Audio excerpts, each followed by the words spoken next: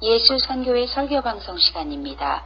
오늘 설교방송은 신약성경 마태복음 28장 16절부터 20절의 말씀을 가지고 부활 후 며칠이 지나 예수님이 제자들에게 주신 지상 대명령이라는 제목으로 예수선교회 조은찬 목사님의 설교가 있겠습니다.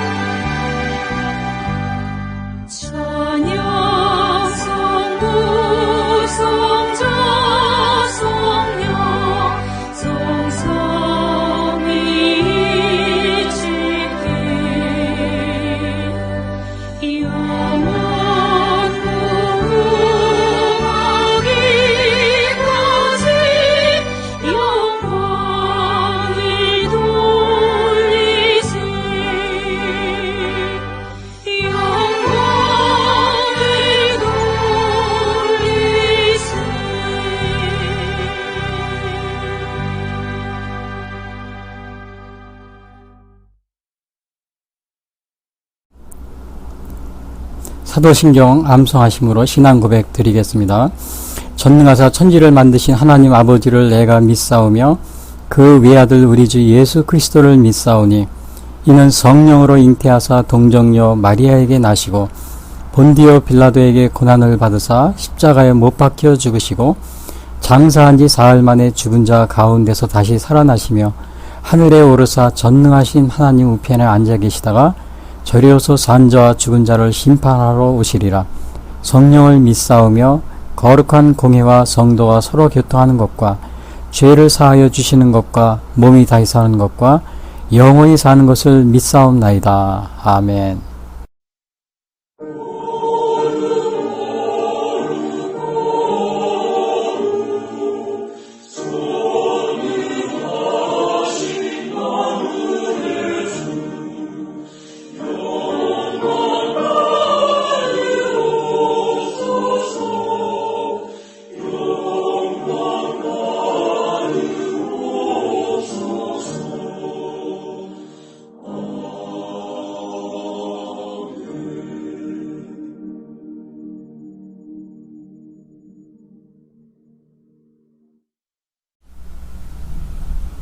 이어서 오늘 방송 설교를 위한 성경 말씀 봉독이 있겠습니다.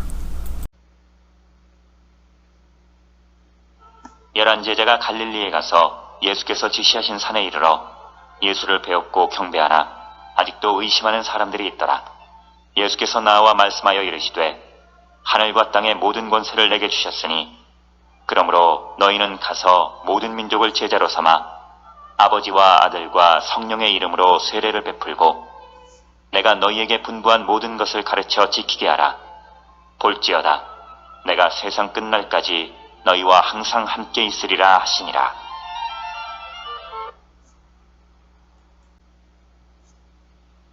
오늘의 찬양은 싸움은 모두 끝나고 생명의 승리 얻었네 라는 찬양입니다.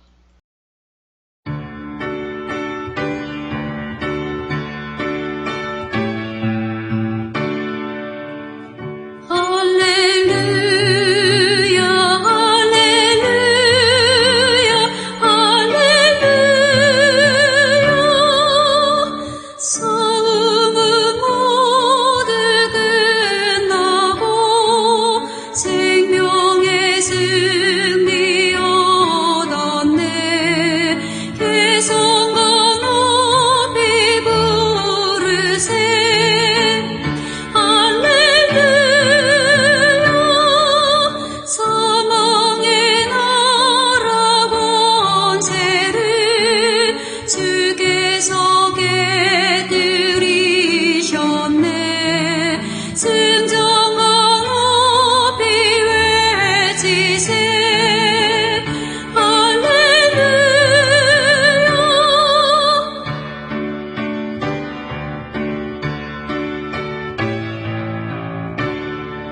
슬프던 사흘 지나고 주께서 살아나셨네.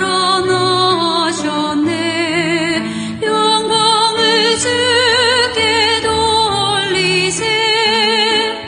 할렐루야.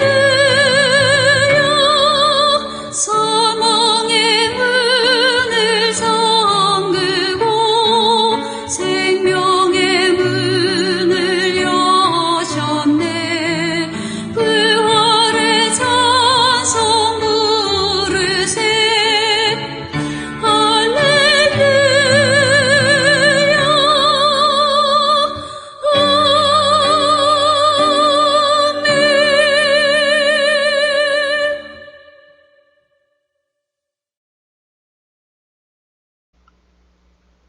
자, 오늘 전해드릴 말씀은 신약성경 마태복음 28장 16절부터 20절 말씀 가지고 부활 후 며칠이 지나 예수님이 제자들에게 주신 대명령이라는 제목으로 말씀드리겠습니다. 예수님은 부활하신 지 40일 만에 승천하셨습니다. 그래서 우리가 그 부활절로 끝나는 것이 아니고 이 땅에 40일 동안 계시면서 많은 그 활동을 하시고 또 제자들을 만나시고 사람들을 만나셨는데, 그래서 우리가 계속해서 이 부활절의 의미를 계속해서 생각하는 것이, 또 고찰해 보는 것이 굉장히 중요하다고 생각이 됩니다. 40일째 되는 날이 올해 4월 4일이 부활절이었기 때문에 40일째 되는 날이 5월 13일입니다. 그래서 5월 13일 날 예수님이 승천하신 거죠. 승천하셨다는 것은 그 하늘로 올라가셨다, 이러한 뜻이 있습니다. 그래서 오늘 예수님께서 이 부활 후 승천하시기 전까지 그 예수님께서는 많은 활동을 하셨는데, 오늘 전해드릴 이 마태복음 28장 16절 20절도 바로 그 부활하신 다음에 며칠이 지난 다음에,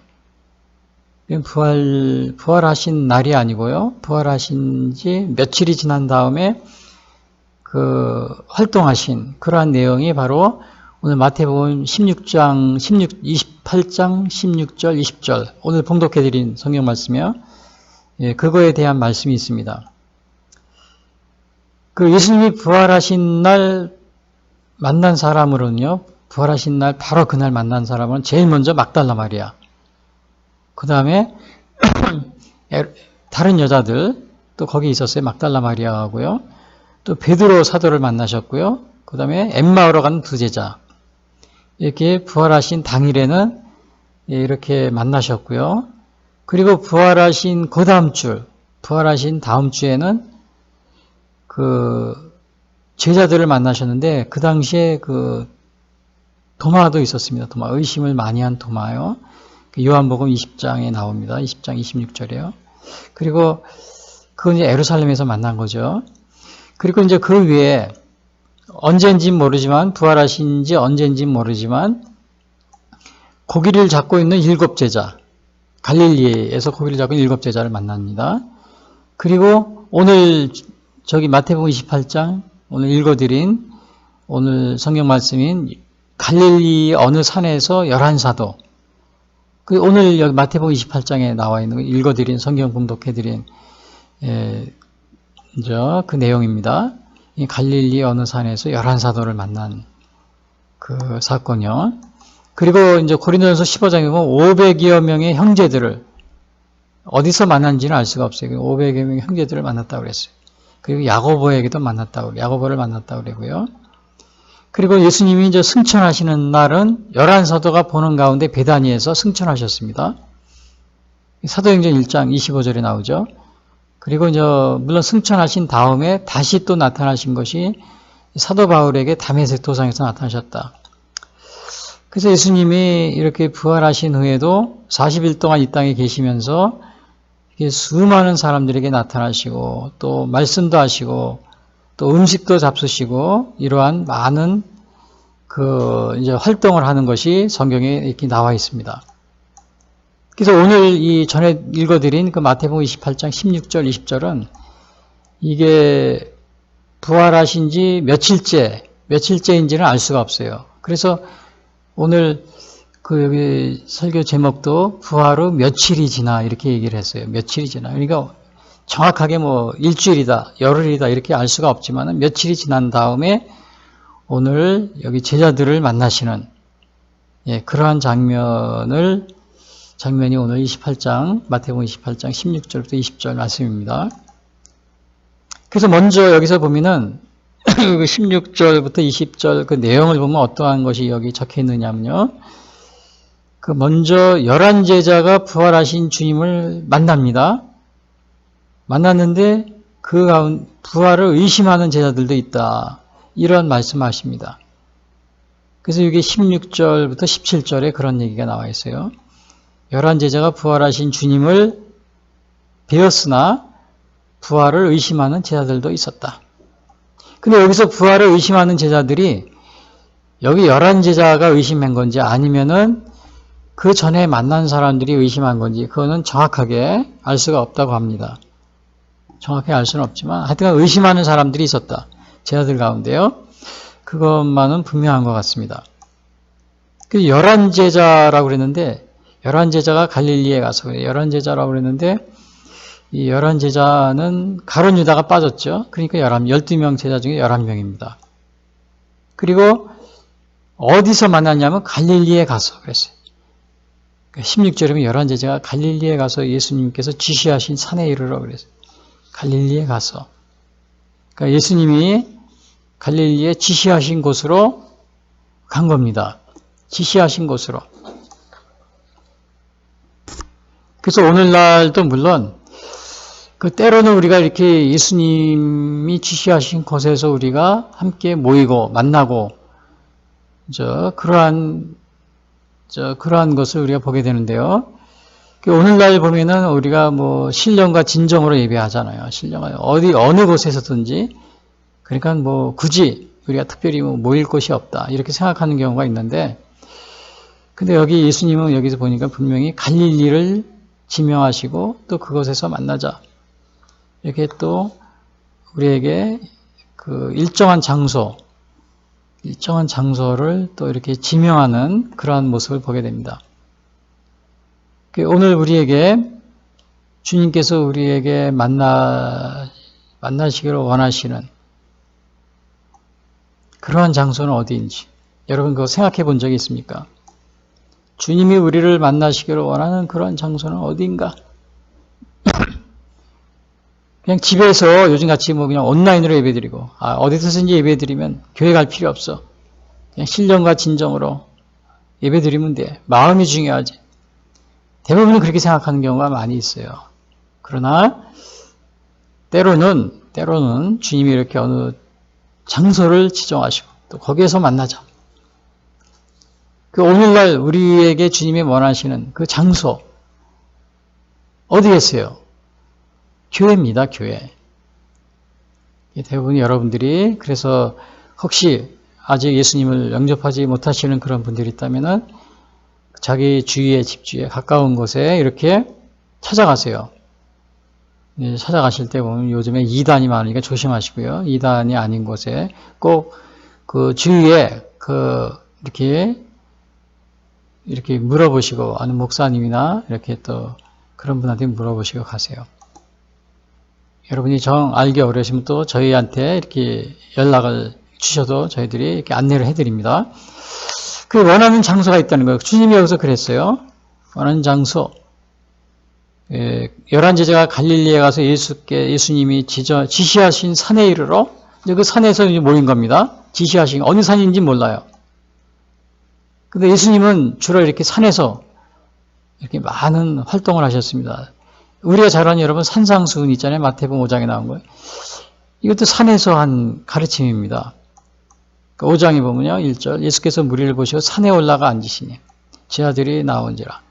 예수님은 산에 가시고 변화산에서도 또 예수님이 변형됐었어요. 그때도 변화산에 변형됐을 때도 산에 올라가셔서 그때 산으로 올라가십니다. 마태복음 17장 엿새 후 예수께서 베드로 야고보와 그 형제 요한을 데리시고 따로 높은 산에 올라가셨더니 그들 앞에서 변형되사 이때도 산에 올라가신 거예요.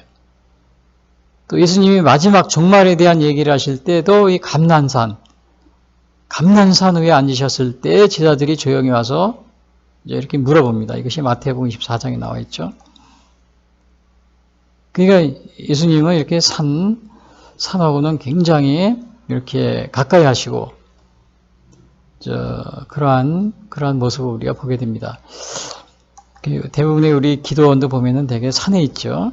산에 있는데, 제가 미국에 갔는데, 80년대 중반에 미국에 갔는데 보니까, 미국에는 이 남부 지방 이런 데 산이 거의 없습니다. 도시에도. 그냥 평지예요, 그냥. 뭐 24시간 차를 타고 가도 평지. 산은 거의 없어요. 그래서 이 미국에서는 이 기도원이 이 남부 지역에서 보면은 여기 평지에 있습니다. 평지 어느 들판 가운데 이렇게 따로 외진 데다 이렇게 놓고 기도원이라고 그러고, 산이 없어서 그래서 처음에 가니까 좀 이상하게 생각이 들었어요. 근데 이제 우리가 그 산에 가서 이렇게 기도를 하고 이제 이렇게 기도원에서 기도하고 내려오면은 굉장히 이렇게 뭐라 그러나 신앙적으로 더 이렇게 집중할 수 있고 그런 게 있어요. 그래서 이제 저도 어렸을 때부터 이렇게 기도원을 많이 갔었는데요. 이 기독교 신앙인뿐만 아니고 일반인 그 무속인들 보면은 가끔가다 이제 죄송합니다. 길에서 이렇게 다니다 보면은 이런 간판이 써 있습니다. 뭐 어느 산에서 뭐 몇 년 동안 돌을 닦고 내려온 뭐 신령한 누가 있다. 그리고 어느 무속인이나 아니면은 또 이런 여러 가지 그러한 광고를 하는 걸 보게 되는데요. 그래서 이 산을 이렇게 많이 언급을 하고 있어요. 그 산이 이렇게 돌을 닦는 데나 이렇게 깊은 아주 이렇게 관련이 있는 그러한 것으로 나타나고 있습니다. 그 안에서도 보면은 우리 모세가 신의 산에서 계시를 받잖아요. 하나님께서 출애굽기 3장에 보면은 모세가 그의 장인 미디안 제사장 이드로의 양떼를 치더니 그때를 광야 서쪽으로 인도하여 하나님의 산 호렙에 이르매 여호와의 사자가 떨기나무 가운데부터 나오는 들꽃 안에서 그에게 나타나시. 그러니까 이 산이 이렇게 예수님도 그렇고 또 하나님이 계시를 내리실 때도 그렇고 또 우리 기독교 신앙인들뿐만 아니고 일반인, 무속인 또 일반 많은 여러분들이 있어요. 뭐 도사님이다 이런 분들이 다 어느 산에서 뭐 10년을 돌을 닦고 내려왔다 뭐 이런 얘기를 많이 합니다. 그래서 이 산이 굉장히 이렇게 영적인 그런 것과 관련이 있어요. 그래서 오늘 그러니까 이렇게 하나님과 우리는 은밀한 교제를 산이나 이런 데 가서 은밀한 교제를 하려고 하는 거죠.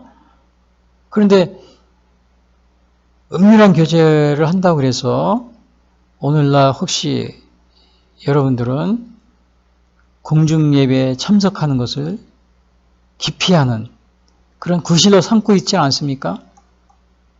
그 기피하는 경우가 있어요. 이렇게 교회 예배에 참석하거나 교회를 등한시하고 이런 경우가 있는데 하나님과 1대1 은밀한 교제를 하면 됐지. 뭐 내가 산에 가서 기도하면 됐지. 이렇게 생각하는 경우가 있는데 그래서 과거에 우리나라에도 1920년대에 보면 무교회주의라는 게 있었습니다. 무교회주의. 이 무교회주의라는 게 뭐냐면 하나님의 말씀이 그 성경을 통해서 주어진다. 그리고 구원은 율법의 행위가 아닌 믿음으로써 구원을 받는다. 이러한 그 사상을 가지고 있지만은 또 외적인 교회당, 또 교회의 의식, 제도, 뭐 이런 신조, 뭐 전례, 이런 것들을 전통, 이런 것들을 거부하는 그러한 그 경향을 가진 그 무교회주의가 있었는데요. 그 무교회주의하고 유사한 그 종교로는 이렇게 교파로는 퀘이커, 이제 이러한 교파가 있고요. 자, 그런데 우리가 오늘날 그래서 이 무교회주의, 뭐 세례나 이런 뭐 의식 이런 거를 교회 외적인 거를 이렇게 등한시하는 이러한 무교회주의는 정말 바람직한 게 아닙니다. 왜냐하면 예수님도 칼빈도 그래서 좀 칼빈 또 그 교회는 그 세례와 성만찬이 올바로 행해져야 교회다.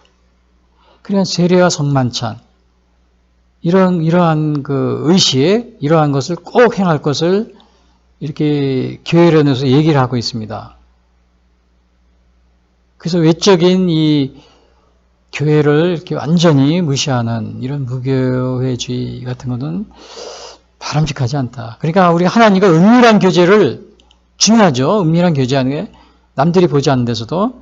그러나 그러한 것이 이 공적인 예배 또 이 교회를 이렇게 간과하는 그러한 것이 되어서는 안 된다는.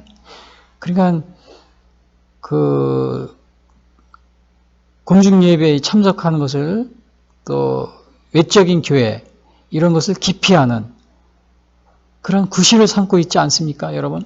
혹시 여러분 중에서 신령한 그런 예배를 이렇게 추구하면서 예수님도 여기서 보니까 뭐라 그랬어요? 제자들에게 그 갈릴리에 가서 예수님이 지시하신 산에 이르러 그 산에서 함께 모여서 예수님의 말씀을 듣고 그랬던 겁니다. 근데 이제 이렇게 지시하신 곳에서 예배하고 그러는데 같이 모였는데 의심하는 자들이 있다고 그랬어요. 그 중에 의심하는 자들이 있었다. 근데 아마 이 의심하는 자는 제자들이 의심했다기보다는 아마 그 전에도 보면은 500여 형제, 고린도서 15장에 500여 형제를 일시에 만났다고 그랬어요. 아마 그들 중에는 다 믿지 않았겠죠. 믿지 않았던 사람들도 있었을 겁니다. 근데 이것은 그 누가복음 24장에도 이런 말이 나와 있어요. 그 막달라 마리아 이렇게 여자들이 가서 제자들에게 알려줘요. 그런데 사도들은 허탄한 듯이 믿지 않았다. 이런 말이 있습니다. 누가복음 24장 10절에 보면. 예. 그 다음에 이런 말이 있어요. 사도들은 그들의 말이 허탄한 듯이 들려 믿지 아니하나. 막달라 마리아 여자들이 가서 알려줬는데 허탄한 듯이 들려 믿지 않았다. 그런 말을 합니다. 요한복음 10장에도 보면은 의심하는 사람이 도마는 굉장히 유명하죠. 그 제자들이 있는데 부활하신 예수님을 봤는데도 도마가 의심합니다. 그러니까 그때 예수님이 도마가 그래요. 도마가 이르되 내가 그의 손에 못자국을 보며 내 손가락을 그 못자국에 넣으며 내 손을 그 옆구리에 넣어보지 않고는 믿지 아니하겠노라. 그러니까 예수님이 20장 요한복음 20장 29절에 그럽니다. 예수께서 이르시되 너는 나를 본 거로 믿느냐? 보지 못하고 믿는 자들은 복되도다. 그리고 예수님이 그럽니다. 도마에게 내 손가락을 이리 내밀어 내 손을 보고 내 손을 내밀어 내 옆구리에 넣어보라. 그래야 믿음 없는 자가 되지 말고 믿는 자가 되라. 그러니까 이렇게 의심하는 제자들이 있었어요. 그러니까 여기서 오늘 그 마태복음 28장 16절 20절의 첫 번째 한 그 내용이 뭐냐 이야기가 뭐냐면요. 11 제자가 부활하신 주님을 배웠으나 의심하는 제자들이 있었다. 그거를 얘기해 주고 있어요. 의심하는 자들이 있었다. 여러분, 우리는 지금 예수님 부활을 목격하지 못했어요. 저도 마찬가지입니다. 그런데 우리는 아직도 부활을 의심하고 있지는 않습니까? 여기 당시 11 제자들도 의심하는 제자들이 있었다고 그랬어요. 아마 목격하고도 의심했었을 겁니다. 그러나 여러분 우리는 지금 현재 부활하신 주님을 저도 마찬가지지만 목격하지 못했어요. 그러나 아직도 제자들처럼 부활을 의심하고 있지는 않습니까? 아직도 신화라고 생각하고 있지 않습니까? 제가 전에도 얘기했지만 부활절 날이요. 틸리나 엘리아드의 책을 읽고 어떤 분은 그러더라고요. 틸리나 엘리아드라는 분이 뭐냐면 이 신화에 대한 것을 쓴 분입니다. 유명한 그 브리타니카 백화사전에 거기 나와 있어요. 그의 아티클이요. 그 에밀 엘리아드 이 유명한 학자입니다. 근데 이제 그러니까 어느 분이 그러더라고요. 요즘에 교회 다니는 사람들을 무식하다 이거예요. 이 폴 틸리나 엘리아드의 이 책을 읽고 그런 신화에 빠지지 마라. 이 부활 이런 건 다 신화다. 그래 좀 무식에서 좀 벗어나라. 그리고 자꾸 그러한 그 상식에 맞지 않는 그 얘기를 뭐 부활했느니 이런 얘기를 하니까 요즘에 사람들은 똑똑한데 교회 안 나간다. 무식한 얘기를 하니까. 그래서 좀 제발 틸리나 엘리아데 그 이러한 그 학자들의 좀 책을 읽고 좀 깨어라. 이런 얘기를 제가 주장하는 걸 글을 본 적이 있어요. 여러분 아직도 예수님은 신화라고 생각하고 있지 않습니까? 그 예수님의 부활을 상징으로 생각하고 있지 않습니까? 상징적 부활. 이 상징적 부활이라는 것은 뭐냐 하면 예수님이 그 부활의 정신, 그거를 나타내주고 있다는 겁니다. 실제로 예수님이 부활한 건 아니고 그 오늘날 부활의 정신을 우리에게 가르쳐주고 있는 것이다. 그 루돌프 풀턴의 뭐 비신화와 이런 거에서 그렇게 얘기하고 있죠. 그래서 실제로 오늘날 그 신학교 교수님 중에도 이거를 그렇게 믿고 또 가르치는 분들도 많이 있습니다. 신학교에서. 상징이다, 부활은. 그러니까 신화나 상징이 비슷한 말이죠. 근데 예수님은 뭐라고 그랬어요? 오늘 부활 요한복음 10장에서 도마가 의심하니까 너 내 손을 옆구리에 넣어보고 만져봐라. 또 누가복음 24장 39절 내 손과 발을 보고 나인 줄 알라. 보라 영은 살과 뼈가 없으되 너의 보는 바와 같이 나는 있느니라. 나를 만져보라. 그 예수님께서는 물론 변화된 육체이지만은 육체적으로 가시적으로 상징이 아닙니다. 신화가 아니고 가시적인 그런 부활을 하신 겁니다. 물론 예수님의 부활한 육체는 변화된 육체입니다. 여러분 아직도 의심하고 있습니까? 오늘 부활하신 지 예수님이 오늘 며칠째입니까? 4월 4일. 만약에 부활하셨다면 40일 동안 이 땅에 계십니다. 계시며 제자들을 만났는데 여전히 아직도 의심하고 있는 겁니다. 그렇게 부활한 것을 보시고 봤는데도 의심하는 거예요. 여러 날이 지났는데도. 여러분 이것은 제자들뿐만 아니고 여러분 아직도 우리 가운데도 예수님을 믿으면서도 부활을 의심하는 아직도 의심하고 있습니까? 그 여론조사를 해봤는데 기독교인들 가운데 이 부활을 믿는 미국에서요 뭐 한 50% 정도만 믿고 나머지 50% 안 믿는다. 이렇게 그 여론조사가 나옵니다. 그러니까 여러분 여기 오늘 제자들도 뭐라고 그랬어요? 11제자가 부활하신 주님을 배웠으나 의심하는 제자들도 있었다. 그리고 얘기하고 있죠. 두 번째, 오늘 그 마태복음 26장 20절에서 중요한 게 두 번째는 뭐냐? 첫 번째는 뭐냐? 11제자가 부활하신 주님을 배웠으나 의심하는 제자들도 있었다. 두 번째는 부활하신 주님이 제자들에게 그러니까 부활하신 주님은 하늘과 땅의 모든 권세를 가지고 계신다. 이거를 말해주고 있어요. 첫 번째는 11제자가 부활하신 주님을 배웠으나 의심하는 제자들도 있었고 두 번째는 여기서 말해주고 있는 두 번째는 뭐냐? 부활하신 주님이 하늘과 땅의 모든 권세를 가지고 계신다. 18절에 그게 나와 있어요. 하늘과 땅의 모든 권세를 가지고 계신다. 18절 예수께서 나와 말씀하여 이르시되 하늘과 땅의 모든 권세를 내게 주셨으니 모든 권세입니다. 이 모든 권세는 이 지상뿐만 아니라 온 우주적인 그런 권세예요. 그 요즘에 보면은 뭐 많이 그 우주 탐사에 관한 이야기가 있는데 이게 뭐 이 태양계 끝에 가면은 거기에 또 뭐가 있고 다 그냥 또 빛으로 그냥 그 수십억 개, 수천, 뭐 천억 개 이상의 은하계가 있대요. 그 끝에, 그 우주 끝에 가면 뭐가 있을까? 근데 우리 예수님은 뭐예요?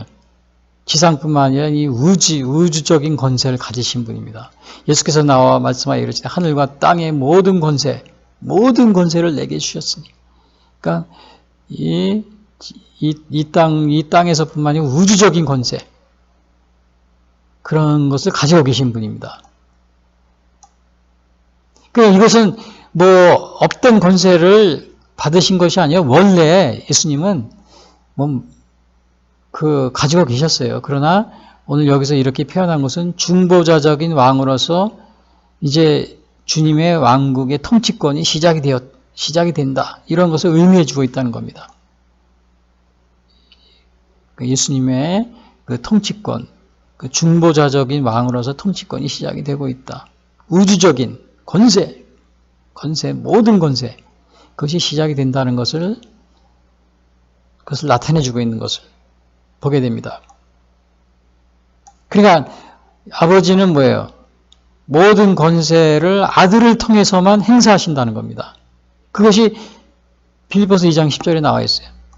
하늘에 있는 자들과 땅에 있는 자들과 땅 아래에 있는 자들로 모든 무릎을 예수의 이름에 꿇게 하시고, 그러니까 하늘에 있는 자들, 땅에 있는 자들, 땅 아래에 있는 자들, 그리고 모든 무릎을 예수의 이름에 꿇게. 그러니까 모든 권세는 아들을 통해서 행하신다. 그런 것을 나타내주고 있어요. 예수께서 나와 말씀하여 이르시되 18절 하늘과 땅의 모든 권세를 내게 주셨으니, 원래 그 예수님은 삼위일체 하나님으로서 가지고 계셨던 겁니다. 근데 여기서는 이제는 통치권의 시작이 되었다는 것을 선포하는 겁니다. 요한복음 13장 3절에도 그런 말이 있어요. 저녁 먹는 중 예수는 아버지께서 모든 것을 자기 손에 맡기신 것과 또 자기가 하나님께로부터 오셨다가 하나님께로 돌아가실 것을 아시고, 그러니까 모든 것을 자기 손에 맡기신 것과 맡기셨다. 이것을 얘기하고 있어요. 요한복음 13장 3절. 그러니까 모든 권세를 가지시고 계신 겁니다. 왜 그러면 예수님께서 모든 권세를 가지고 계신가? 그것은 우리에게 영생을 주게 하시려고 모든 권세를 주셨다고 그랬어요. 요한복음 17장 2절에 나옵니다. 아버지께서 아들에게 주신 모든 사람에게 영생을 주게 하시려고 만민을 다스리는 권세를 아들에게 주셨음이로소이다.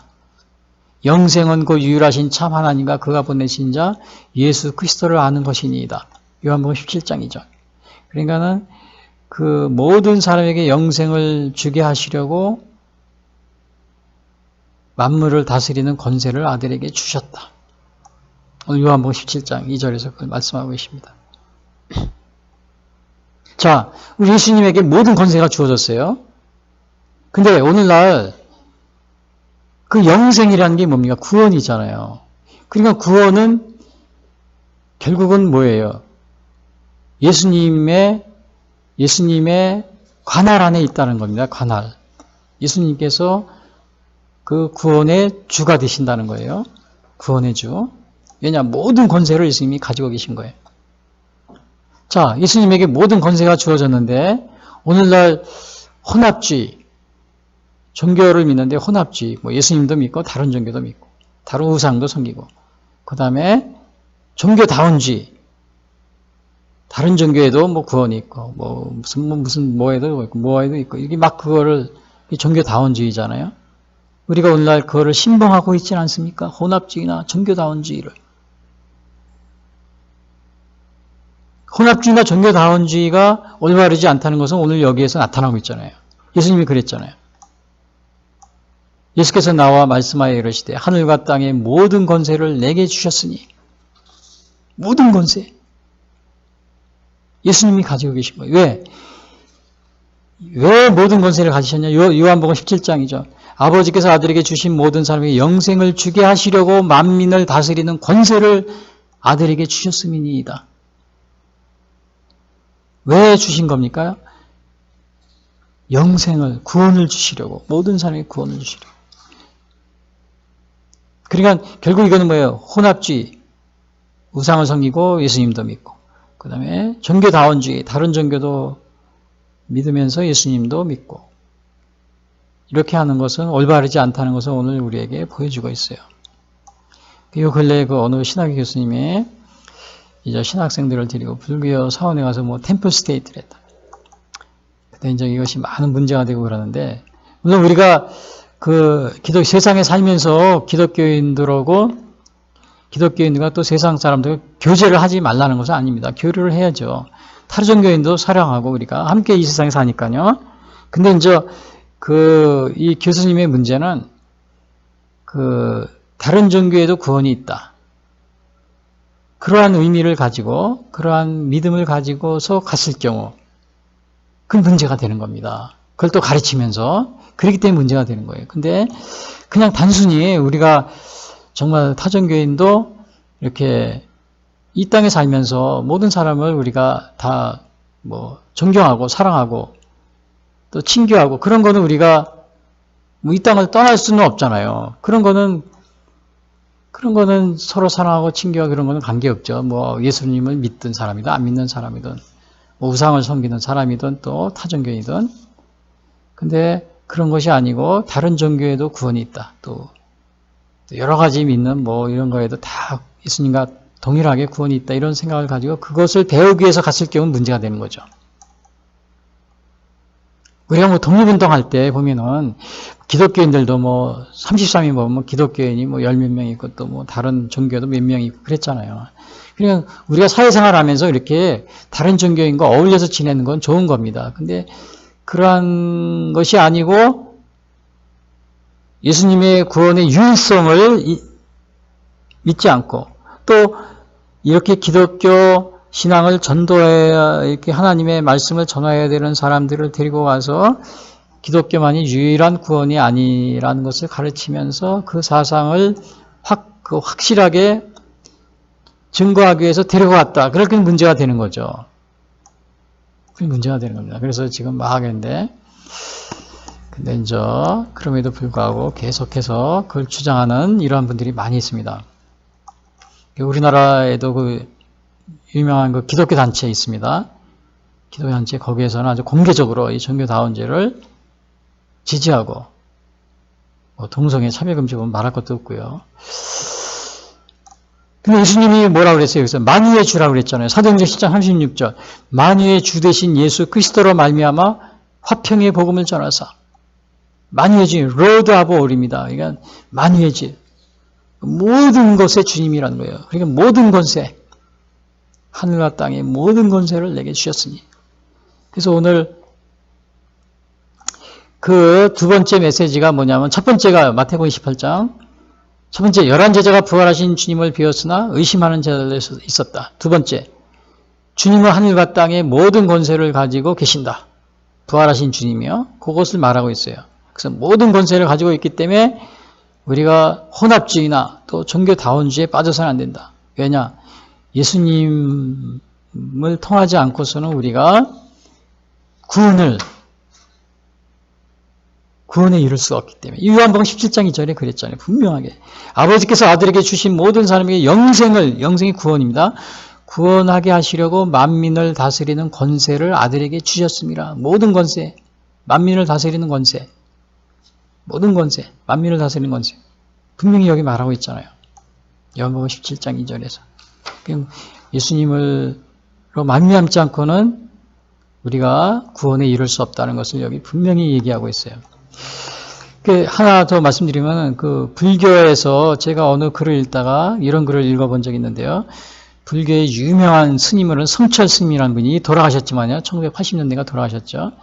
그 이분은 굉장히 그 불교인들 사이에서도 굉장히 검소하고 또 절제하고 아주 열심히 그 평생 그 도를 열심히 닦은 분으로 유명하신 분입니다. 근데 이분이 마지막 돌아가시기 전에 이상한 좀 말씀하시고 돌아가셨습니다. 그래서 저도 어느 날 우연히 그분의 그 성철 스님이 쓴 마지막 돌아가시기 전에 쓴 글을 읽어봤는데 좀 이해할 수 없는 그 내용이 있었어요. 여러분, 우리가 세상을 뜨기 전에, 이분이 세상을 뜨기 전에 이렇게 참선을 이렇게 하시면서 뭔가 좀 이렇게 이상이나 뭔가를 보신 것 같아요. 바로 돌아가시기 직전에. 우리 세상을 뜨기 전에는 그런 게 많이 있잖아요. 그런데 이분도 돌아가시기 직전에 뭔가 이렇게 환상이라든지 뭐 이상을 보신 것 같아요. 말할 수는 없지만. 근데 이분이 그리고 나서는 이 글을 썼습니다. 석가는 원래 큰 도적이요 달마는 작은 도적이다. 서천에 속이고 동토에 기만하였네. 저 한없이 어리석은 남녀를 속이고 눈을 뜨고 당당하게 지옥으로 들어가네. 그리고 또 본인에 대해서 이렇게 어떤 사람이 물어봅니다. 승천 스님에게. 그러니까 이 성철 스님한테 물어보니까 성철 스님이 내 말에 속지 마라. 내가 그동안에 너무 많이 속여왔다. 그런 말을 하셨다는 그 글을 제가 쓴 거를 봤는데요. 이거는 그 신문에도 나왔던 겁니다. 신문에도. 근데 이제 불교에서는 그 성철 스님의 장례식을 치르고 또 이렇게 막 그렇게 하면서 이것에 대해서 문제가 되니까 막 해명을 했습니다. 아니다. 성철 스님은 그 지옥에 있는 중생을 구원하기 위해서 그 자비하를 베풀기 위해서 지옥에 가신 것이다. 막 이러고로 이렇게 해명하고 그러시는데 아무튼 이 평생을 이 스님으로 이렇게 도를 닦으시던 그 성철 스님도 돌아가시기 전에 뭔가 좀 이상을 선을 닦으시는 가운데 그 태양의 서산에 지는 해를 보고 또 글을 쓰셨다고 그럽니다. 해를 보고 난 후에 이렇게 깊은 그 묵상 후에 이러한 얘기가 있어요. 물론 이제 그 기독교를 믿다가 또 스님이 되신 그런 분들도 있어요. 그런데 오늘날 그 많은 그 불교 스님들이 기독교를 개정하는 경우가 많이 있어요. 그러면서 이렇게 마지막에 이렇게 후회하는 또 예수님을 영접하는 그러한 경우가 많이 있습니다.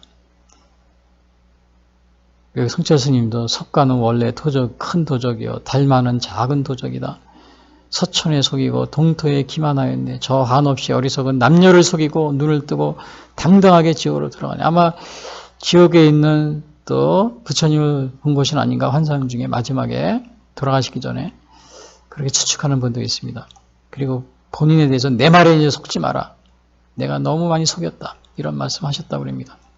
이게 사실인지 아닌지 저는 모르겠지만 당시에 돌아가시기 전후에 그 신문이나 또 많은 사람들의 이렇게 그런 글을 남긴 것을 제가 보고 말씀드립니다. 그래서 주님은 만유의 주입니다. 만유의 주예요. 모든 권세를 가지신 분입니다. 이 권세는 지상뿐만 아니고 온 우주의 권세. 그래서 요한복음 14장 6절 내가 곧 길이요 진리요 생명이니 나로 말미암지 않고는 아버지께로 올 자가 없느니라. 주님께서 이 구원, 영생 그것을 우리에게 베풀어 주시는 분이라는 사실을 우리가 알 수 있습니다. 그래서 여러분들이 혼합주의나 이 종교다원주의 이런 데 혹시 빠져 계신 분이 있다면 그러한 잘못된 사상에서 벗어나시길 바랍니다. 그리고 제가 이런 말을 하면 정말 이 불교인들이나 아니면 다른 종교인들에게 정말 죄송하게 생각합니다. 왜냐 불교 같은 데는 참 도덕적으로 교훈적으로 좋은 말이 너무 많이 있어요. 팔정도라니로 뭐 정말 이 좋은 말이 많이 있어요. 그래서 그러한 교훈들까지 완전히 무시하고 그러는 것이 아니고 아무튼 그렇지만은 궁극적으로 우리에게 예수님이 그러셨잖아요. 온 천하를 얻고도 그 목숨을 잃으면 무엇이 유익하냐? 목숨이라는 것은 우리말에는 목숨으로 나와 있죠. 이것이 그 NIV 성경은 soul로 나와 있어요. 영혼입니다. 영혼. 그러니까 영혼이 죽으면 무슨 소용이 있겠느냐? 아무리 이 세상에서 도덕적으로 교육적으로 좋은 교훈과 계명을 가지고 그 있다고 한다 할지라도 그 영혼이 죽으면은 무슨 소용이 있습니까? 오늘 이 성철 스님처럼 아마 그 마지막 돌아가시기 전에 이상 중에 그 지옥에 있는 부처님을 본 것 같아요. 그게 무슨 소용이 있느냐 이겁니다. 그래서 도적이라고 그래요. 그런 말을 했잖아요. 기만하였다고 그래요. 지옥으로 들어간다고 그래요. 그리고 자기 말에 속지 말라 이런 말을 하신 거예요. 그런데 지금 뭐 어느 신학 교수님은 신학생들을 데리고 다른 종교에도 구원이 있다. 아마 이런 생각을 가지고 갔다면은 큰 문제가 되는 거죠. 그런 생각을 가지고 뭐 템플 스테이트를 한다든지 가서 그걸 가르치고 그런다면은 우리가 성경에서 말하고 있는 이 구원과 전혀 관련이 없다는 것을 우리가 알게 됩니다. 조심하셔야 됩니다. 그런 거다. 또 기독교 어느 단체, 아주 큰 기독교 단체, 아예 공개적으로 그렇게 얘기를 하는데, 그런데 우리가 현혹되지 마셔야 되는 거죠. 그리고 이제 세 번째, 첫 번째, 오늘 16절부터 20절에 나와 있는 거 보면은 마태복음 28장이에요. 첫 번째는 11제자가 부활하신 주님을 배웠으나 의심하는 제자들도 있었고요. 그 16절, 17절에, 그 다음에 18절에는 주님은 하늘과 땅의 모든 권세를 가지고 계신다. 두 번째가 그거, 세 번째는 뭐냐? 이 부활하신 주님이 이제 제자들에게 주신 지상 대명령이 나옵니다. 이것이 오늘 중요한 부분인데요. 세 번째가 지상 대명령. 부활하셨어요. 이제 나를 만져봐라. 다 그리고 나는 너희들이 보듯이 가시적, 육체적으로 나는 부활한 것이다. 물론 변형된 육체입니다. 그러면서 의심하지 말아라. 그리고 모든 권세, 하늘과 땅의 모든 권세를 내가 가지고 있다. 그리고 이제 지상 대명령을 주시는데 이 지상 대명령이라는 게 뭐예요? 세 가지로 나와 있어요. 첫 번째, 너희는 가서 모든 민족을 제자로 삼아라. 너희는 가서 모든 민족을 제자로, 19절에 나와 있어요. 너희는 가서 모든 민족을 제자로 삼아라. 가라 그러면 가라. 선교의 제 첫 번째는 뭐예요? 가는 겁니다. 가. 그래서 우리가 정말 예수님을 믿지 않는 저 이슬람 지역이라든지 또 불교 국가 이런 곳으로 가는 겁니다.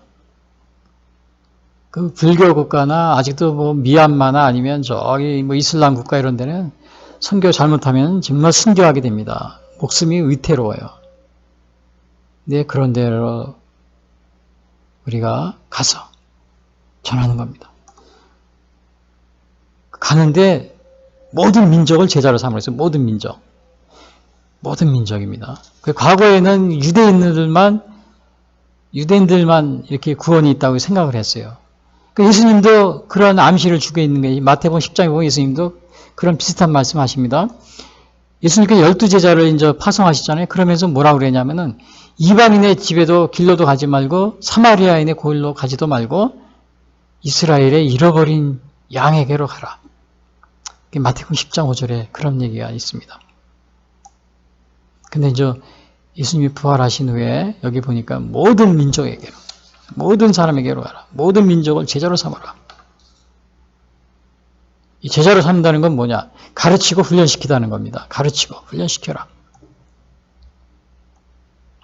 가르치고 훈련. 근데 이제 우리가 가르치려면 우리가 먼저 본이 되어야 되죠. 본이 되지 않고 제자를 삼으려고 그러면 제가 되려고 하겠습니까? 저도 이렇게 말씀을 전하고 또 이렇게 전도도 하지만 저 자신이 정말 본이 되려고 굉장히 노력을 많이 합니다. 본이 되려고. 예수님의 향기를 풍기려고 하고 그 다음에 나 자신을 부인하려고 하고 그 다음에 예수님께서 그랬잖아요. 나를 따르고 그냥 자기를 부인하고 십자가를 지고 나를 따르라. 마태복음 16장 24절. 그리고 또 뭐라 그러세요? 아버지나 예수님을 최우선적으로 사랑을 해야 돼요. 아버지나 어머니를 나보다 더 사랑하는 자는 내게 합당하지 아니하고 마태복음 10장 37절. 아들이나 딸을 나보다 더 사랑하는 자도 내게 합당하지 아니하고. 이 말을 하면 여러분들이 이해가 좀 안 될 겁니다. 왜냐? 이게 어떻게 된 거예요? 무슨 식구들을 버리고 예수님을 따르라는 거야? 이렇게 생각할 수 있을지 모르겠어요. 그래서 제가 그 이슬람 국가에서는 아버지가 있잖아요. 그 아들이나 딸이 그 개종을 하잖아요. 그럼 심지어는 죽이기까지 합니다. 그 이슬람 국가에 어느 아들이 있었는데 아버지가 기독교를 믿어요. 그러니까 하루는 이 아들이 아버지를 죽이려고 하는 이렇게 마음을 먹습니다. 개종을 했다고요. 야, 정말 그런 경우가 있어요. 그러니까 그 아버지는 자기 아들한테 버림을 받고 죽임을 당할지도 모르는 그런 위험을 무릅쓰고 예수님을 믿은 겁니다. 기독교를 개종하고. 이슬람국은 현재 지금도 그럽니다. 그래서 여기서도 예수님이 그러잖아요. 마태복음 10장 아버지나 어머니를 나보다 더 사랑하는 자는 내게 합당하지 않냐고. 아들이나 딸을 나보다 더 사랑하는 자도 내게 합당하지 않냐고. 이 말 여러분 이해가 안 가시지만 여러분 제가 이슬람과 그 예를 들었는데 아마 그런 상황을 보면 이해가 갈 겁니다. 그러니까 제자를 삼아 가르치기 전에 우리가 훈련시키는데 우리가 먼저 그렇게 신앙적으로 본을 또 선한 열매를 많이 맺고 자기를 부인하고 예수님을 사랑하고 다른 최우선적으로 예수님의 향기를 풍기고 이러한 모습을 우리가 가지고 있어야 돼요. 그래야 우리가 제자를 삼을 수가 있습니다. 그러니까 여기서는 뭐예요? 지상 대명령 중에서 제자들에게 주신 지상 대명령 첫 번째가 뭐냐? 가서 모든 민족을 제자로 삼아라. 두 번째는 아버지, 아들과 성령의 이름으로 세례를 주라. 그 세례를 주는데 이거를 아버지, 아들과 성령의 이름으로 세례를 주라는 겁니다. 근데 이 세례는 뭐냐? 아버지, 아들과 성령의 이름으로. 그러니까 삼위일체의 고백 아래에서 이루어져야 된다. 삼위일체의 고백 아래에서. 그것이 바로 세례라는 의미가 거기에 있어요. 삼위일체 고백 아래서. 세례는 맹세입니다. 하나님 주님을 충성으로 섬기겠다는 그런 맹세, 주님을 따르겠다는 맹세가 되는 거죠.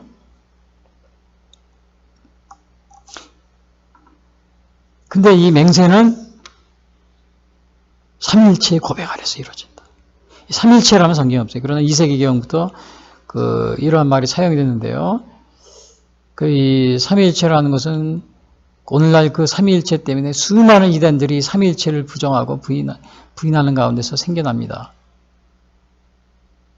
그 삼위일체라는 것은 성부, 성자, 성령은 세 위격을 가지며 이 세 위격은 동일한 본질을 가지며 하나의 실체로서 존재한다. 이것이 삼위일체입니다. 그러니까 성부, 성자, 성령은 세 위격을 가지며 이 세 위격은 동일한 본질을 가지며 하나의 실체로서 존재한다. 삼위일체, 삼위가 일체, 하나라는 거죠. 삼위가 일체. 그 말 그대로, 한문 말 그대로입니다. 삼위가 일체, 하나의 동일한 본질을 가지고 있다. 하나의 실체로 존재한다. 그 소교리 문답 해설서에는 이렇게 나와 있어요. 그 소교리 문답 장로교 소교리 문답이죠. 거기에 보면은 전에도 제가 이것에 대해서 삼위일체 설명해서 한 적이 있었는데요. 첫 번째, 세 단계로 얘기하고 있습니다. 오직 한 분 하나님만이 계신다. 두 번째, 아버지도 하나님이시고 아들도 하나님이시고 성령도 하나님이시다. 세 번째, 각 위는 각각 구별된다. 그냥 이런 식으로 세 가지 단계를 이렇게 가지고 있어야 삼위일체이다. 이렇게 소교리 문답 해설서에는 그렇게 나와 있습니다. 장로교의 그 소교리 문답이죠.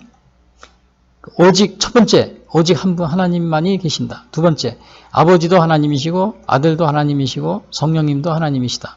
세 번째, 각 위는 각각 구별된다. 이것이 바로 소교리 문답 해설서에 나온 정의입니다.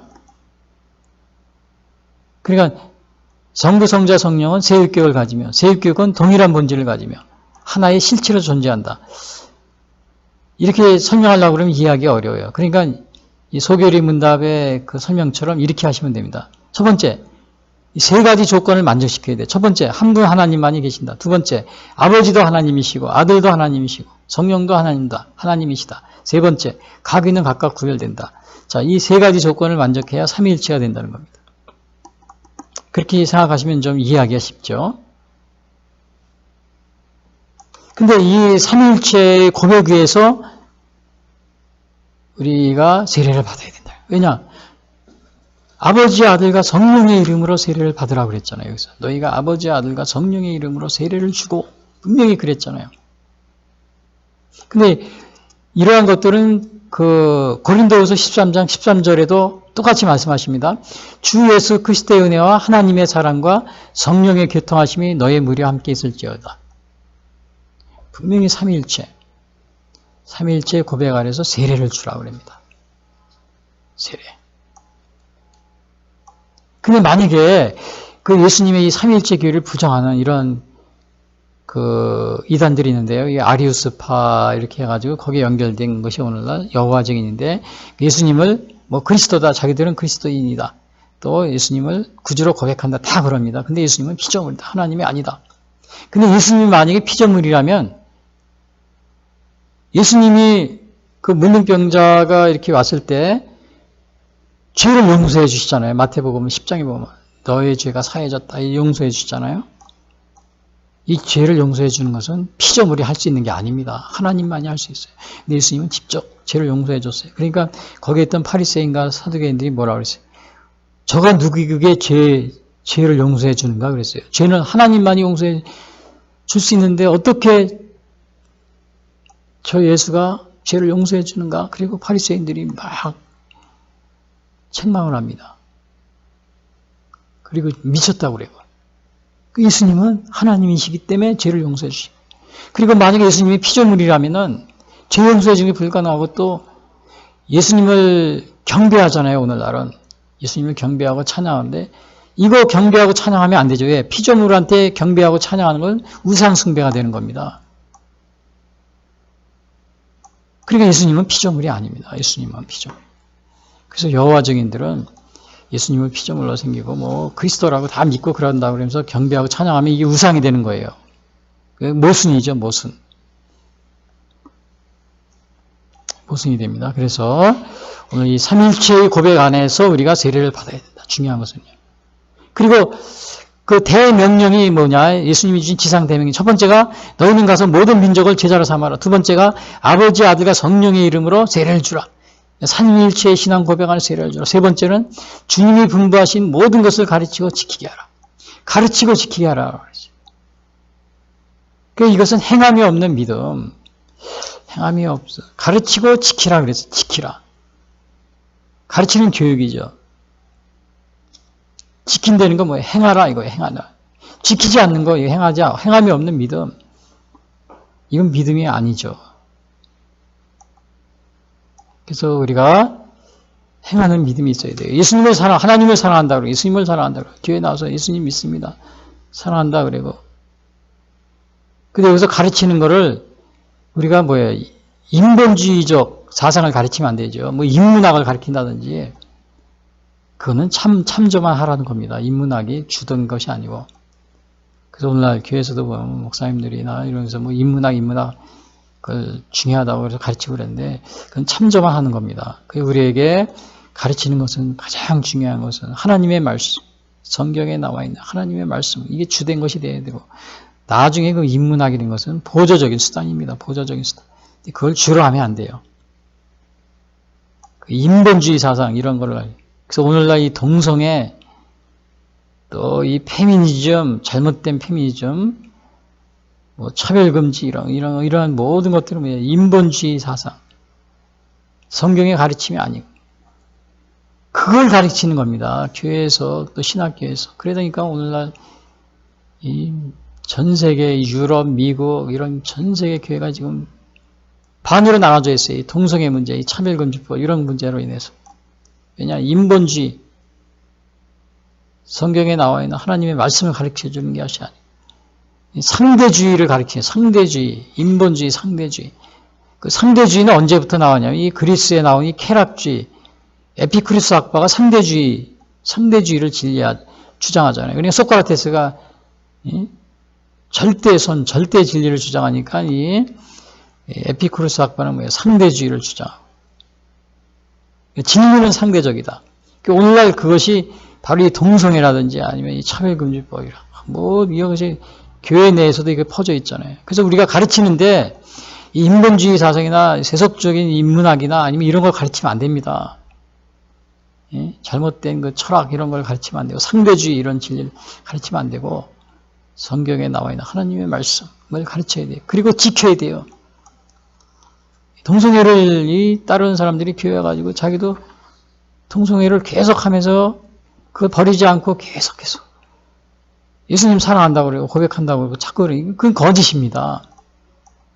도둑질하는 사람이 교회에 왔어요. 교회에 왔으면은 도둑질은 나쁜 겁니다. 그걸 배웠으면 어떻게 지켜야죠. 도둑질을 버리고 계속 매춘하는 사람이 교회에 왔어요. 그러면 성매매하는 사람이 교회에 가서 하나님을 사랑합니다. 그러면서 성매매는 또 계속하면서 그 죄라고 그런 걸 알면서도 계속하면서 하나님을 사랑합니다. 그래서 저 세례도 주세요. 안수도 주세요. 목사 안수도 받겠어요. 그 성매매하면서 안수 받으려고 그래요. 잘못된 믿음입니다. 오늘 여기서 뭐 가르쳐 지키게 하라고 그랬어요. 그거를 성매매가 나쁜 것이다. 도둑질이 나쁜 것인 걸 버려야 되죠. 지켜야 되는 거죠. 동성애가 나쁜 것이라고 성경에 말하고 있잖아요. 그러면 그걸 버려야죠. 그걸 안 버리고 하나님은 사랑입니다. 사랑입니다. 그러면서 계속 그걸 가지고 세례도 받는다고 그래요. 그 다음에 목사 안수도 받는다고 그래요. 축복도 해준다고 그래요. 그러고 있는 겁니다. 지금. 지켜야 됩니다. 예수님의 가르쳐 지키게 하라. 그러니까 교육하고 양육하는데 지켜요. 이런 실천이 없는 그런 신앙은 신앙이 아닙니다. 실천을 해야 돼요. 뭐 다 완벽하게 100% 지킬 수는 없지만 우리가 그래도 지키려고 또 우리 죄악된 행동에 대해서 고백을 하고 죄를 고백하고 또 지키려고 하고 그런 생활을 해야 되는 거죠. 이 전도, 가르치고 전도하라는 것에 대해서 무디 선생은 유명하잖아요. 무디 목사님. 그냥 무디 목사님은 그랬대요. 내가 하루에 한 명은 전도해야 돼. 전도한다. 이것을 그렇게 이제 이렇게 결심을 하고 있는데 하루는 그냥 전도를 나가지 못하고 전도를 하지 못하고 그냥 잠이 들었대요. 잠을 자는데 잠이 안 오더래요. 자기 그 약속을 못 지켰으니. 그래서 그냥 나갔답니다. 내가 오늘 약속을 못 지키니까 잠도 안 오는구나. 그래가지고 길에 나갔대. 길에 나 전도를 하니까 술주정뱅이가 있더래. 그래서 막 그 사람이 이렇게 전도하고 막 전도하는 거예요. 그러니까 이 술 먹은 사람이, 술 취한 사람이 그냥 막 욕을 하고 그냥 난리 치니까 이 무디 선생이 전도하다 말고 막 화를 내니까 그냥 돌아왔답니다. 근데 이제 몇 개월 후에 그 술 취한 사람, 술주정뱅이를 만났는데 그 사람이 무디 선생 앞에 와서 이렇게 와가지고는 저를 꾹 하더래요. 그래서 이거 무슨 일이냐 그랬더니 전에 그 목사님이 저한테 제가 술에 취했을 때 예수 믿으시오 그리 전도했는데 제가 정말 그 말을 듣고 제가 가서 정말 술이 깬 다음에 깊이 뉘우치고 교회를 다니기 시작했다. 그래서 예수님을 믿기 시작했다. 그래서 고맙다고 이렇게 그렇게 얘기를 하더랍니다. 여기서 제자들에게 하신 말씀, 주님이 분부하신 모든 것을 너희는 가서 모든 민족을 제자로 삼고 아버지 아들과 성령의 이름으로 세례를 주고 주님이 분부하신 모든 것을 가르쳐 지키게 하라. 3가지 지상 대명령, 이것을 실천하는 여러분 되시길 바랍니다. 여러분, 우리 한국 안에서, 우리 한국에도 보면은 이미 복음이 다 전해졌잖아요. 그렇죠? 가는 곳마다 저 남쪽에 뭐 시골에 가도 다 교회가 많이 있어요. 어떤 데 볼 때는 교회가 이렇게 많은가 이런 생각이 들 때도 많이 있어요. 그러다 보니까 우리가 전도를 게을리하고 있지 않습니까? 전도를 게을리하고 있잖아요. 매년 보면 신생아들이 옛날에는 70만 명 이렇게 태어났어요. 근데 요즘에는 30만 명, 40만 명 태어난다고 그러는데 아무튼 그것도 다 전도의 대상이잖아요. 그리고 어느 한 지역에 신도시가 생기면 또 그런 데도 전도의 대상이 되고요. 그리고 교회가 아무리 많다고 그래도 길에 나가서 한번 여러분 확인해 보세요. 10명 지나가잖아요. 그래서 실제로 조사해 보면 10명 중에 7명 정도는 교회를 다니지 않습니다. 또 예수님을 믿지 않아요. 그러니까 우리가 지금 예수님 말씀대로 너희는 가서 모든 민족을 제자로 삼아 주님이 분부하신 모든 것을 가르쳐 지키게 하라. 이거 우리가 지금 게을리할 때가 아니라는 것을 우리가 알 수가 있습니다. 길에 여러분 그 교회가 그렇게 많아 길에 지나가는 분 10명 중에서 세워놓고 한번 물어보세요. 10명 중 7명은 교회 안 다니고 예수님 안 믿는다고 그럽니다. 다 불신자입니다. 그러니까 우리가 가서 전해야 될 사람이 우리 주위에도 굉장히 많이 있는 거예요. 그래서 오늘 정말 실천하는, 지키라고 그랬죠. 지키라고 그랬으니까 실천하는 저와 여러분이 되시기를 바랍니다. 그리고 마지막 예수님이 그 지상 대명령을 하신 다음에 이 마지막 하신 말씀이 뭐냐면 세상 끝날까지 너희와 함께 하신다.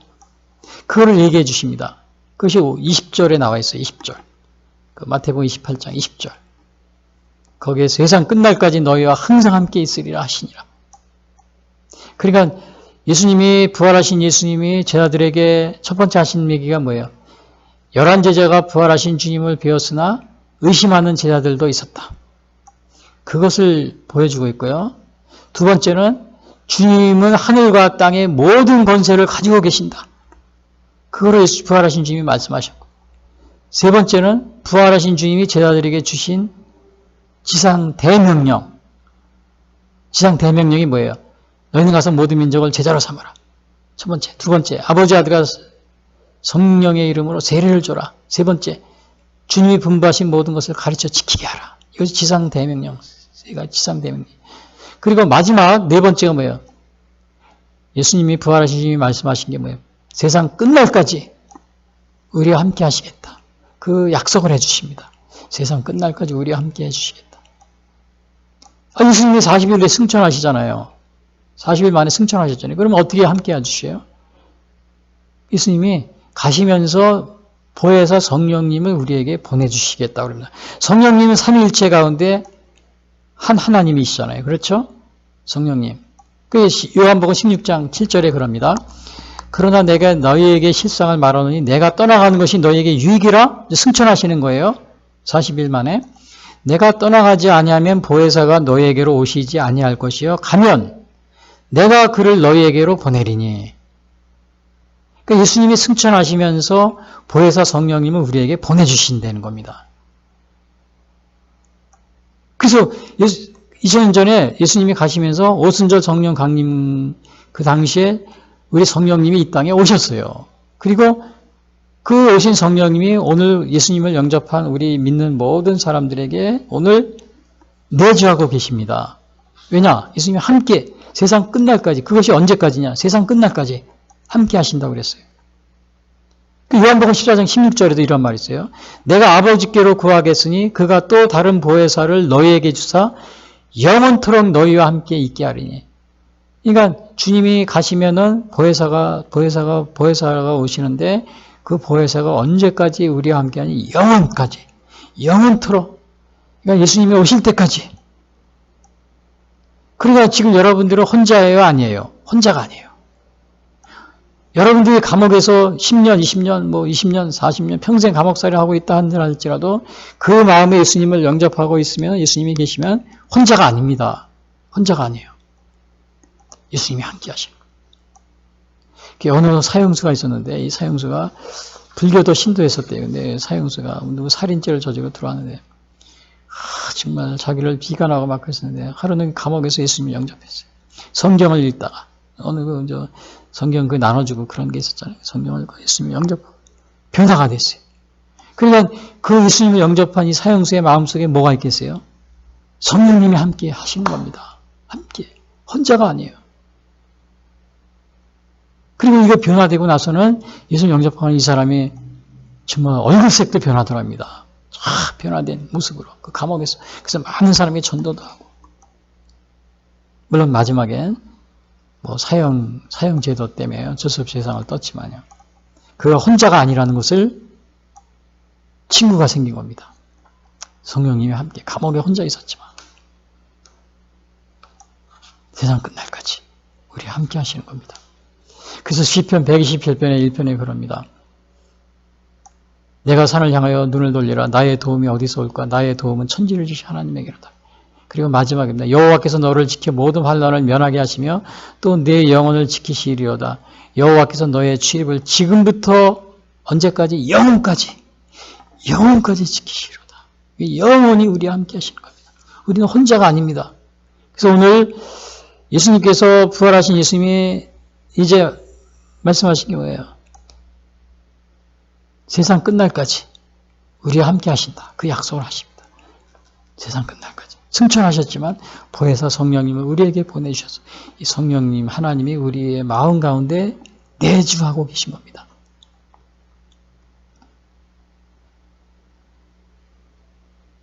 여러분 주님이 함께하고 계십니다. 영원까지. 아직도 여러분 두려워하고 있지 않습니까? 아직도 두려워하고 있어요. 많은 사람이 두려워하고 있어요. 그건 신앙이 없는 겁니다. 그 여호수아 1장 6절에도 그럽니다. 강하고 담대하라 그럽니다. 여호수아에게 하나님이 그 가나안에 들어가기 전에 막 얼마나 두렵겠어요 여호수아가. 근데 하나님이 여호수아를 불러가지고 강하고 담대하라. 너 모세가 그랬던 거죠. 그러면서 하나님이 그럽니다. 여호수아서 1장 5절 네 평생에 너를 능히 대적할 자가 없으리니 내가 모세와 함께 있었던 것 같이 너와 함께 있을 것임이니라. 내가 너를 떠나지 아니하며 버리지 아니하리니 너는 강하고 담대하라. 오늘 예수님이 승천하시고 그리고 주님의 성령이 우리와 함께 하십니다. 성령 하나님이 우리와 함께 하십니다. 그러면서 우리가 두려워하지 마시고 강하고 담대하게 이 세상을 살아가는 그런 믿음을 가지셔야 됩니다. 결론적으로 말씀드리면 오늘 승천하시기 전 이제 며칠이 부활하신 지 며칠이 지난 후에 이 11 제자들을 갈릴리 어느 산 어느 산인지 몰라요. 거기서 만나시고 오늘 말씀하신 겁니다. 말씀하셨는데 결론적으로 말씀이 주님의 부활을 의심하지 말자. 그거 첫 번째 하신 말이에요. 주님의 부활을 의심하지 말자. 제자들 중에는 여전히 부활을 의심하는 사람들이 있다고 그랬어요.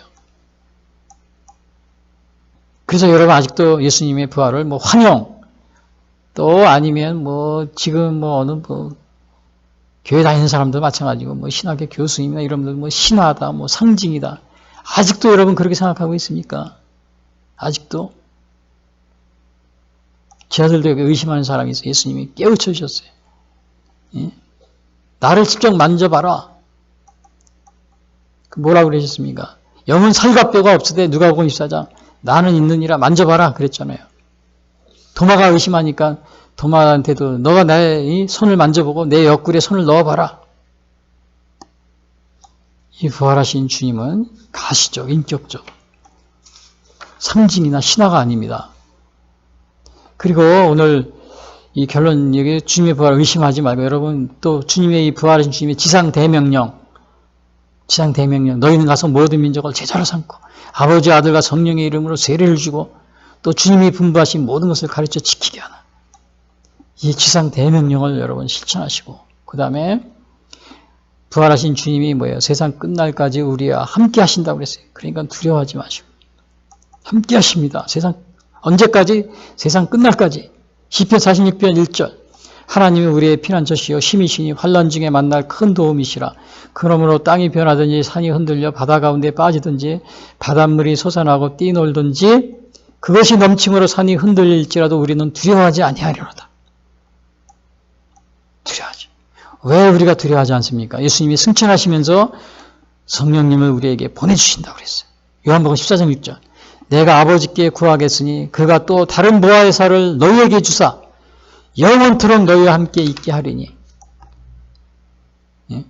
요한복음 16장 7절 그러나 내가 너희에게 실상을 말하니 내가 떠나가는 것이 너희에게 유익이라.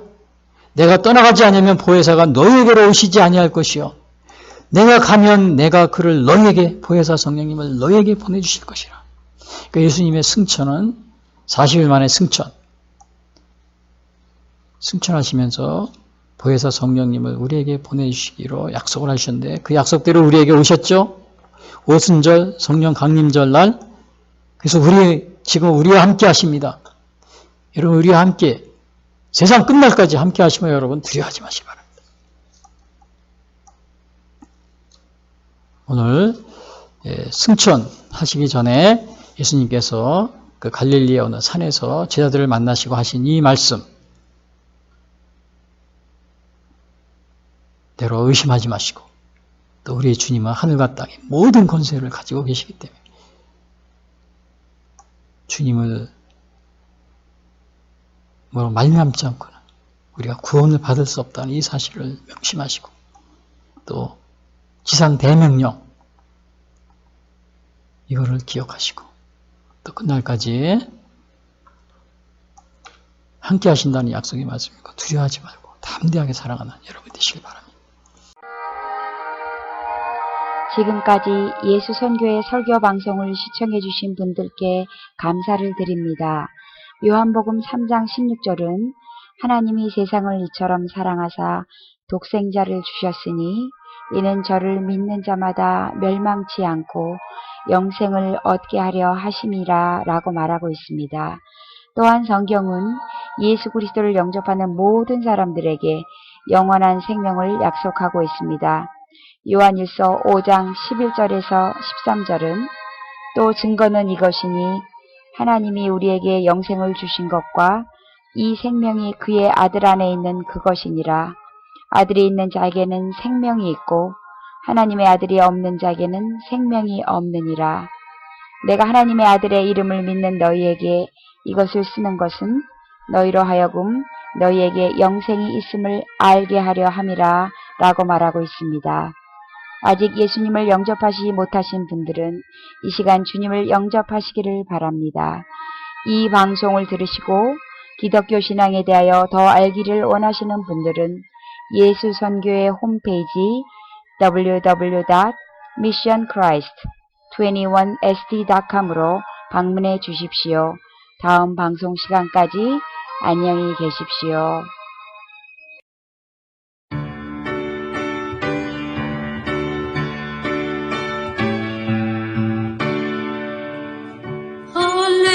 할렐루야 할렐루야 할렐루야 싸움은 모두 끝나고 생명의 승리 얻었네. 개성과 높이 부르세.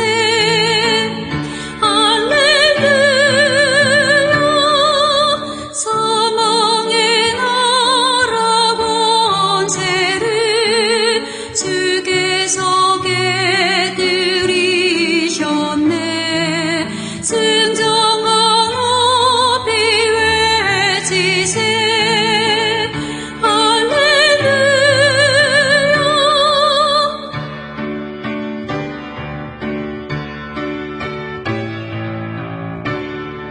슬프던 사흘 지나고 주께서 살아나셨네.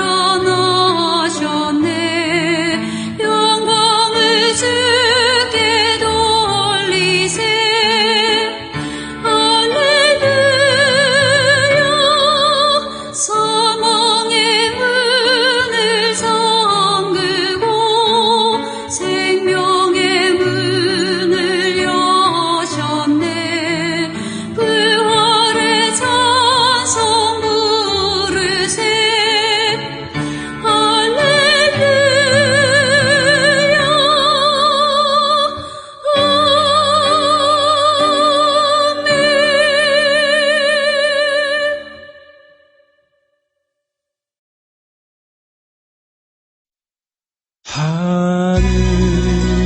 하늘에 계신 아버지 이름 거룩하사 주님 나라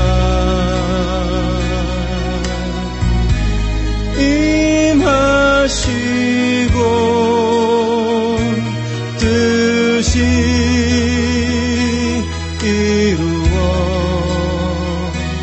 이루어지리라.